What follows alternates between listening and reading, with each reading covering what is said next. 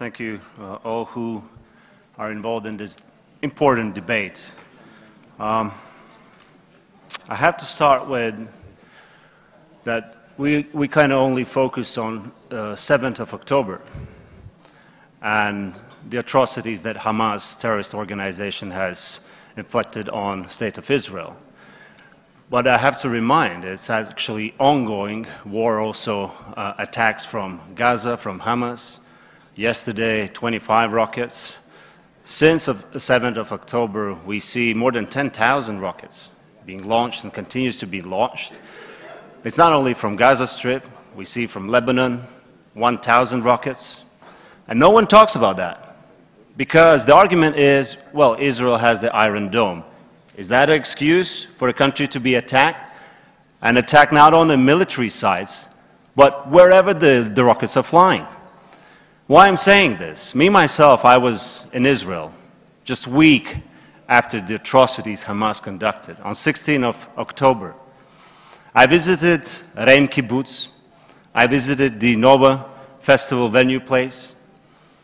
I saw the atrocities that the Hamas terrorists committed. The barbarity, the execution, the rape, it's hard to describe. When you see it, it really affects you. And what we are seeing right now, we see the arguments. It's not proportional reaction.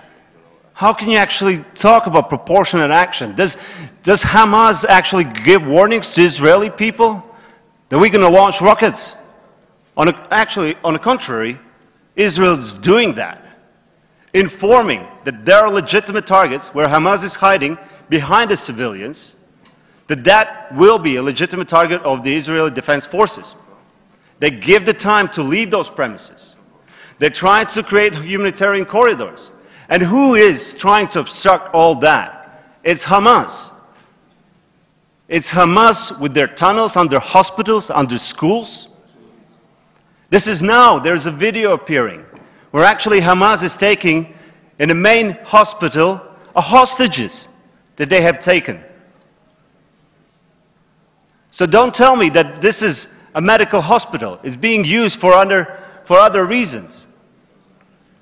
And obviously, what we see at the beginning, that tries to create a humanitarian corridor, what the Arab countries in the region are doing.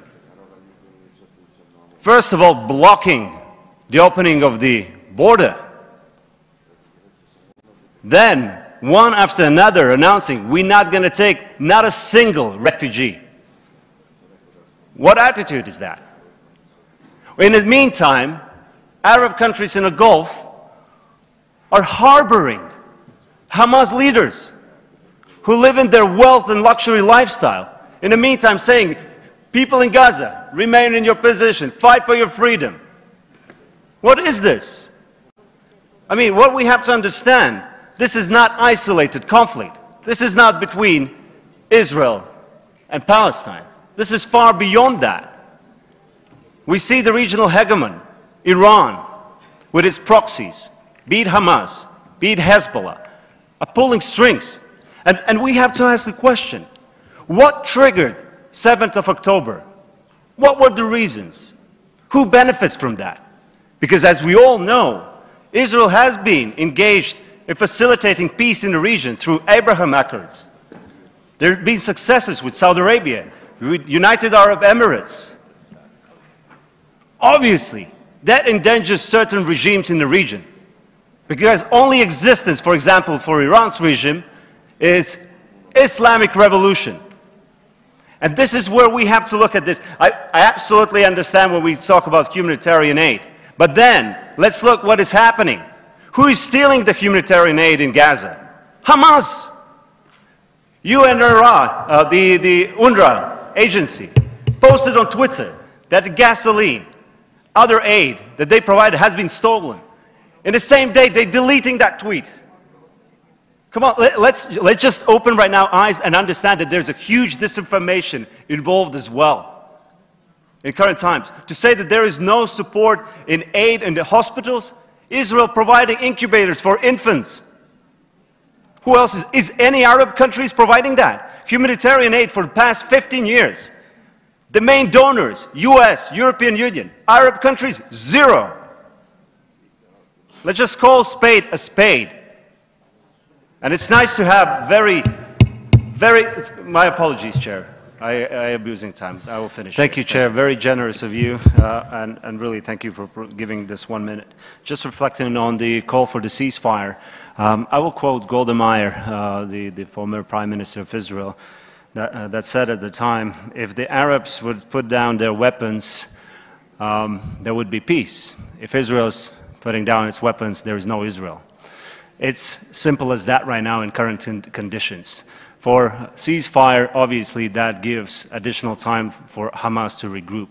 And obviously, we see the foundations for the Hamas is actually to abolish the state of Israel. That's the main core. And that leads me to the invitation to have political dialogue. Well, what we are inviting, to have political dialogue with the terrorist organization, that something says about us. Of course, there is the Palestine Authority, the Council in the West Bank. Right now, our president is on a visit to Israel and also visiting West Bank, meeting Mahmoud Abbas. This is where we have to seek the political dialogue and bring other Arab countries in a play to facilitate the peace in the region. And last point I wanted to make, Mr. Chair, that is very important, that was raised by Belgium and Italy, is the rising anti-Semitism, not in the region but globally, in Europe in particular. What we saw last month in Dagestan, the purge, actually, something that recollects the 20th century, 1938, Kristallnacht, where actually the masses were going after, Jews. The houses are painted with insignia as well. We are on a very thin ice, and I think we should not allow. If we are really vouching to say never again, this is the time. This is the time. Thank you.